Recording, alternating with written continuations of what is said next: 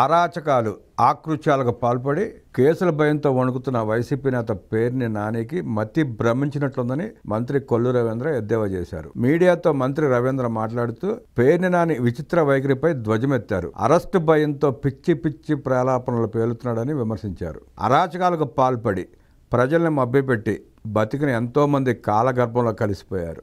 5 ఏళ్లు ప్రజలను పీక్కు తిని నేడు బుద్ధిమంతుడిలా మాట్లాడటం సిగ్గుచేటు. తప్పు చేసి దాన్ని కప్పిపెట్టుకోవడానికి ప్రభుత్వంపై బురద జల్లే ప్రయత్నం చేస్తున్నాడు. ఎన్నికల్లో వారసుడిని గెలిపించుకోవాలనే తాపత్రయంతో చేయరాని తప్పులు చేశాడు. పేదలకు ఇచ్చే ఇళ్ల స్థలాలకు దొంగ పట్టాలు సృష్టించి తహసీల్దార్ కార్యాలయంలో అర్ధరాత్రి రాయిస్తుంటే మేమెళ్ళి పట్టుకున్నాం. జేసీకి అడ్డంగా దొరికిపోయాడు. మేమంతా వెళ్లడంతో వైసీపీ నాయకులు ఆ దొంగ పట్టాల కట్టలు పట్టుకుని పారిపోయారు. తప్పు చేయకుంటే పారిపోవాల్సిన అవసరం ఏంటి? రహదారి భూమిలో పట్టాలిస్తే తప్పేంటని ప్రశ్నించడానికి నానికి సిగ్గుండాలి. ఖాళీ స్థలాల్లో ఇల్లు కట్టుకున్న వారికి పట్టాలు ఇవ్వడానికి ఎవ్వరూ వ్యతిరేకం కాదు. కానీ ఉద్దేశపూర్వకంగా లబ్ధి పొందడం కోసం దొంగ పట్టాలిస్తే వాటిపై విచారణ చేయిస్తుంటే వణికిపోతున్నాడు పేర్ని నాని. తండ్రి కొడుకులిద్దరూ పారిపోయారు. తహసీల్దార్ సునీల్ జూన్ 2023లోనే బాపులపాడు మండలానికి బదిలీపై వెళితే 2024 మార్చిలో ఆయన సంతకంతో పట్టాలు సృష్టించారు. ఏడాది క్రితమే వెళ్లిపోయిన వ్యక్తి ఎన్నికల కోడ్ వచ్చే నాటికి ఇక్కడే ఉన్నాడని బుకాయించేందుకు ప్రయత్నించడానికి సిగ్గుండాలి. ఇలాంటి అక్రమాలకు పాల్పడినందునే ప్రజలు దారుణంగా ఓడించారు. ఎన్నికల సమయంలో తహసీల్దార్ సునీల్ అనపర్తిలో ఎన్నికల డ్యూటీలో ఉంటే బందర్లో ఉన్నారని చెప్పడం పేర్ని నాని అబద్ధాలకు పరాకాష్ఠని మంత్రి రవీంద్ర మండిపడ్డారు. పేదల బియ్యాన్ని పందుకొక్కుల్లా పేర్ని బొక్కి తినడం వాస్తవం కాదా? పేర్నికి చెందిన గోదాములో 8,000 బియ్యం బస్తాలు మాయమవడం వాస్తవం కాదా? గోదాము ఎవరి పేరుతో ఉంటే వారిని విచారిస్తారని తెలియదా? నిజంగా భార్యపై అంత ప్రేమ ఉంటే పేదల బియ్యాన్ని దొంగతనంగా అమ్ముకునేవాడు కాదు నాని. గోదాము నుండి కాకినాడ వరకు వెళ్లిన ప్రతి లారీ వివరాలు రికార్డెడ్గా ఉన్నా గానీ బుకాయించేందుకు ప్రయత్నిస్తున్నాడు. పేపర్లో వార్త రాగానే కోర్టుకు రావడం ఏంటని అక్కడ గడ్డి పెడితే వెనక పరిగెత్తుకొచ్చావు, అయినా సిగ్గు రాలేదు. ప్రెస్ మీట్ పెట్టి అడ్డగోలుగా వాగితే హీరో అయిపోతానని భావిస్తున్నావేమో. రాష్ట్ర ప్రజలందరూ నిన్ను బఫూన్లా చూస్తున్నారని తెలుసుకో నాని. ఇలాంటోడిని గెలిపించుకున్నామా అని బందర్ ప్రజలు ఈసడించుకుంటున్నారు. 1,70,00,000 చెల్లించానని చెబుతున్నావంటే నువ్వు తప్పు చేసినట్లే కదా. ఇలాంటి వ్యక్తులు రాజకీయాలకు అర్హులా? పేదల సొమ్ము దొబ్బితున్న వారికి ప్రజాక్షేత్రంలో ఉండే అర్హత ఉందా? ఇప్పటి వరకు చూసి చూడనట్లు వదిలేశాం. ఇకపై వదిలే ప్రసక్తే లేదని పేర్ని నాని గుర్తుంచుకోవాలి. ఎక్కడో జరిగిన కేసుల గురించి మాట్లాడే పేర్ని నానికి తాను తప్పు చేయలేదని చెప్పే ధైర్యం ఉందా అని మంత్రి రవీంద్ర సవాల్ విసిరారు. పేదల ఇళ్లపై నిజంగా అంత చిత్తశుద్ధి ఉంటే 6,400 టిడ్కో ఇళ్లు పేదలకు ఎందుకు పంచలేదు? శాంక్షన్ లెటర్ ఇచ్చిన వారికి కూడా ఇళ్లు పంచకపోవడం పేర్ని నాని దుర్మార్గానికి నిదర్శనం. కపట నాటకాలు చెప్పడం తప్ప ప్రజల గురించి ఏ కోశానా ప్రేమ లేదు. ఇళ్ల స్థలాల పేరుతో అధిక ధరలకు భూములు కొనుగోలు చేయించి కమిషన్లు దండుకున్నాడు. కరాగ్రహారం వద్ద భూసేకరణ పేరుతో డబ్బులు దండుకున్నాడు. శ్మశానం భూములు, పోరంబోకు భూములు సహా అన్ని భూముల్లో ఎకరాకు సగటున 10 లక్షల చొప్పున కమిషన్ వసూలు చేసుకున్నాడు. మెడికల్ కాలేజీ కోసం భూ కొనుగోలులో కూడా 8 కోట్ల రూపాయల అక్రమాలు జరిగాయని కాగ్ నివేదిక పేర్కొంది. అక్రమాలన్నీ బయట పడుతుండటంతో అరెస్ట్ అంటూ సానుభూతి డ్రామాకు తెరలేపాడు. గిలకల దిండి భూములపై కోర్టులో కేసులు వేశారంటున్న పేర్ని నానిని ప్రశ్నిస్తున్న పేదలకు భూములు కొనుగోలు చేసి అందించండి. అంతేగాని సిఆర్జెడ్ పరిధిలో భూములు ఇస్తే వారికి పట్టాలు రావని తెలిసి ఇవ్వడం మోసం చేయడం కాదా? అవి సిఆర్జెడ్ భూములని కోర్టు పేర్కొనడం, కలెక్టర్ కూడా అవి సిఆర్జెడ్ భూములని నిర్ధారించడం నిజం కాదా? బందరుకోట వద్ద గతంలో ఇచ్చిన భూములకు ఇప్పటికీ పట్టాలు లేక ఇబ్బందులు పడుతున్నారు. అలాంటి పరిస్థితి ప్రజలకు రాకూడదని చెప్పడం తప్ప కమిషన్లు దండుకోవడం కోసం ప్రజలతో ఆటలాడుతుంటే చూస్తూ ఊరుకోం. కుమ్మరిగూడెంలో ప్రజలందరినీ మోసం చేసి ఉద్ధరించినట్లు చెప్పుకోవడం సిగ్గుచేటు. 5వ వార్డు స్ట్రీట్ ఫీల్డ్ లో లేని సర్వే నెంబర్లు సృష్టించి పట్టాలిచ్చారు. వాటి గురించి ప్రశ్నిస్తే సమాధానం చెప్పలేక ఎదురుదాడి చేస్తున్నారు. స్ట్రీట్ ఫీల్డ్ లో ఎవరికైనా పట్టాలు వస్తాయా? బేరు మందిర్, కొండపల్లి భవనాలపై కక్ష సాధించడమే లక్ష్యంగా కొట్టించేశావు. లేని సర్వే నెంబర్లతో పట్టాలిచ్చి ప్రజల్ని మోసం చేసిన వాళ్ళకి పట్టాల గురించి మాట్లాడే కనీస అర్హత కూడా లేదని మంత్రి కొల్లు రవీంద్ర ఆగ్రహం వ్యక్తం చేశారు. బందరు పోర్టును తానే తెచ్చారంటున్న పేర్ని నానిని సూటిగా ప్రశ్నిస్తున్న 2006లో బందరు పోర్టుని అమ్మకానికి పెట్టింది నీవు కాదా? పోర్టుని గోగినేని వారికి అమ్మేందుకు నాకే అభ్యంతరం లేదని సంతకాలు పెట్టడం నిజం కాదా?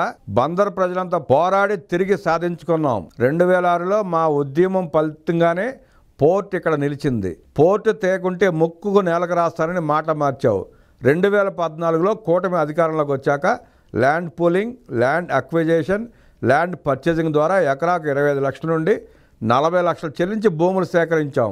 ముడా ఆధ్వర్యంలో పనులు చేస్తుంటే భూములు ఇవ్వద్దని జగన్రెడ్డితో ధర్నాలు చేయించారు. 5 ఏళ్ల వైసీపీ పాలనలో తట్టమట్టి కూడా బందర్ పోర్టులో తీయకుండా నాశనం చేస్తే కూటమి అధికారంలోకి రాగానే మళ్లీ పనులు మొదలుపెట్టాం. ఎంపీ బాలశౌరి ఆధ్వర్యంలో కేంద్రం నుండి పవర్ ఫైనాన్స్ కార్పొరేషన్ ద్వారా రుణం తీసుకొచ్చి పనులు ప్రారంభించి పూర్తి చేస్తున్నాం. గత ఏడాది కాలంగా పనుల్ని పరుగులు పెట్టించాం. 2026 జూన్ నాటికి పనులు పూర్తి చేస్తామని మాట ఇచ్చాం. పూర్తి చేసి చూపిస్తాం. బందర్లో జరుగుతున్న అభివృద్ధిని చూసి వారవలేక కడుపు మంటతో విమర్శలకు తెరలేపారని మంత్రి రవీంద్ర మండిపడ్డారు. అధికారులను బెదిరించేలా పేర్ని నాని మాట్లాడటం హేయం. జిల్లా అభివృద్ధి కోసం అహర్నిశలు శ్రమిస్తున్న జిల్లా కలెక్టర్, జాయింట్ కలెక్టర్, ఇతర అధికారులపై నిందలేయడం ద్వారా ఏం చెప్పాలనుకుంటున్నారు? పేర్ని నాని అరాచకాలపై చట్టపరంగా చర్యలు తీసుకుంటాం. అసత్య ఆరోపణలు చేస్తామంటే చూస్తూ ఊరుకోం. బియ్యం అక్రమాలపై విచారించాలని కోర్టు ఆదేశిస్తే విచారణకు పిలిచిన పోలీసు అధికారులను తప్పుపడతారా? చట్ట ప్రకారం నడుచుకుంటున్నాం కాబట్టి ఇంత అరాచకాలకు పాల్పడి కూడా మీరు రోడ్లపై ప్రశాంతంగా తిరుగుతున్నారు. మీలా మేము చట్టాన్ని అతిక్రమిస్తే మీ పరిస్థితి ఊహించుకోవడం కూడా కష్టమేనని మంత్రి రవీంద్ర హెచ్చరించారు. గత 5 ఏళ్లు బందర్ అభివృద్ధిని పట్టించుకోవడం మానేస్తే కూటమి అధికారంలోకి రాగానే గ్రామాల్లో సిమెంట్ రోడ్లు నిర్మించాం. మున్సిపాలిటీకి నిధులు తీసుకొచ్చాం. బందర్ని దశాబ్దాలుగా వేధిస్తున్న చెత్త సమస్యకు శాశ్వత పరిష్కారం చూపించాం. మురుగునీటి నుండి బందర్ను కాపాడుతున్నాం. ఇన్ని రకాలైన అభివృద్ధి పనులు చేస్తుంటే చూసి ఓర్వలేకపోవడానికి సిగ్గుపడాలి. మున్సిపాలిటీకి 40 కోట్లు ఇచ్చేందుకు బ్యాంక్ సిద్ధంగా ఉన్నప్పటికీ తీర్మానం చేయనీయకుండా అడ్డుకుంటున్నది. బడ్జెట్ ఆమోదానికి కూడా అడ్డంకులు సృష్టిస్తున్నది వైసీపీ నాయకులు కాదా అని ప్రశ్నించారు రవీంద్ర. మీ పాపాలన్నీ శాపాలు కాబోతున్నాయి. రాబోయే కాలంలో మున్సిపాలిటీని వైసీపీ నుండి విముక్తి చేస్తామని మంత్రి రవీంద్ర సవాల్ విసిరారు. 5 ఏళ్లు ఇసుకను పందికొక్కుల్లా దోచుకున్న మీరు నేడు పారదర్శకంగా రీచులు కేటాయిస్తే ఇసుకలో ఏదో జరిగిపోతోందని ఆరోపించడానికి సిగ్గుండాలి. గతంలో ఇసుక ఎంత ఉంది, ఇప్పుడు ఎంత ఉందో పేర్ని నాని సమాధానం చెప్పాలి. ముడా భూముల్లో ఎక్కడ ఎవరు ఎంత తవ్వారో సాంకేతిక ఆధారాలు తెప్పిస్తా. చర్చకు సిద్ధమా? బందరులో డ్రైనేజీలపై ఆక్రమణలు తొలగిస్తుంటే ప్రజలంతా సంతోషంగా ఉన్నారు. మురుగు కాలువల్లో కనీస చెత్త కూడా తొలగించిన పేర్ని ఇప్పుడు అక్కడేదో జరిగిపోయిందని ఆరోపించడానికి సిగ్గుపడాలి.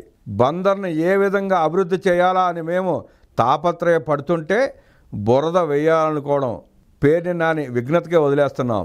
డిగ్రీలు చదువుకున్న యువతకు ఉద్యోగాలు లేక కూలి పనులు చేసుకునేలా మీరు తయారు చేస్తే వారికి లక్షల రూపాయల వేతనాలు, ఉద్యోగాలు వచ్చేలా మేము ప్రణాళికలు రచిస్తున్నామని మంత్రి రవీంద్ర తెలిపారు. దేశంలో ఎక్కడా లేని విధంగా మంగినపూడి బీచ్లో ముసులా బీచ్ ఫెస్టివల్ నిర్వహిస్తే అక్కడేముందని వెకిలి మాటలు మాట్లాడటం వారి నీచ బుద్ధికి నిదర్శనం. పర్యాటకంగా, క్రీడాపరంగా ప్రాంతానికి పెట్టుబడులు తీసుకొచ్చేందుకు తీవ్రంగా శ్రమిస్తున్నాం. గతంలో కోట్ల వ్యయంతో పనులు చేస్తే మీరు గాలికి వదిలేశారు.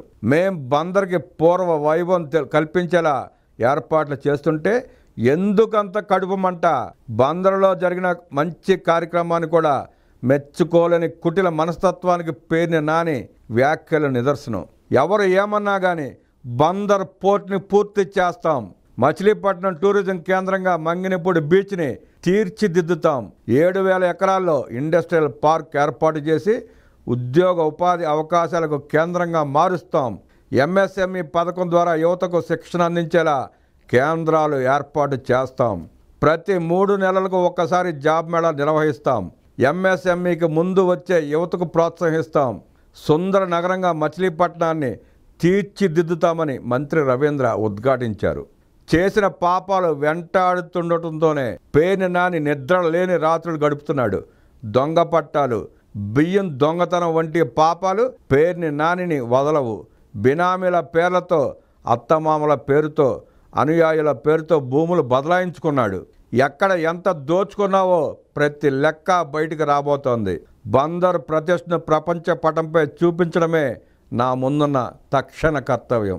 బందర్ పోర్టు పూర్తి చేయడం, ఇన్లాండ్ వాటర్ వేస్ ద్వారా అమరావతికి అనుసంధానించడం, మెడికల్ కాలేజ్ సహా అన్ని అభివృద్ధి కార్యక్రమాలు మా కష్టమే. అధికారంలో ఉన్నంతకాలం దోచుకోవడం తప్ప పేర్ని నాని నియోజకవర్గానికి కానీ జిల్లాకు కానీ చేసిందేమీ లేదు. ఎంత వయసు వచ్చినా ఇంకా నిందారోపణలు చేసి తప్పించుకుంటామంటే కాలం వదిలిపెట్టదని